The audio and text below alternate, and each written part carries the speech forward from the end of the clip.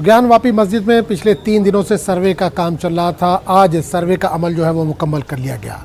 ज्ञानवापी मस्जिद के अहाते में मौजूद कुएं में पानी निकालकर उसकी वीडियोग्राफी की गई है और जो हिंदू फरीक है उनका कहना है कि इनको कुछ ऐसी चीज़ें मिली हैं जो उनके हक में। ख्याल है कि अदालत ने 17 मई तक सर्वे का काम मुकम्मल करके रिपोर्ट पेश करने का हुक्म दिया था। वहीं मस्जिद कमेटी ने सर्वे के खिलाफ सुप्रीम कोर्ट में अर्जी दी है। सुप्रीम कोर्ट में कल ज्ञानवापी मस्जिद मामले पर समाअत होगी।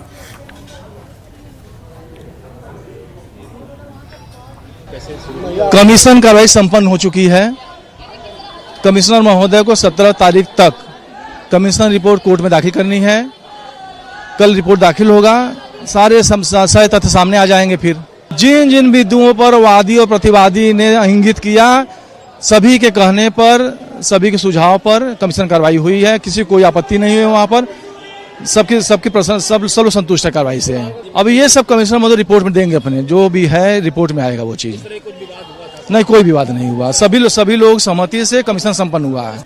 सबसे बड़ी बात है कि हमारी कमीशन कार्रवाई आज समाप्त हो गई, बिना बाधा के हो गई और आप शासन प्रशासन सबका भरपूर सहयोग रहा। विपक्षी भी सहयोग किए, जिसमें विशाल सिंह की अध्यक्षता रही। उनके सहयोग में अजय सिंह, अजय मिश्रा और संजय दाढ़ी बहुत अच्छा अपना नेतृत्व किए, निभाए और बिना बाधा के कार्रवाई पूरी होने पर हम लोग प्रसन्न हैं।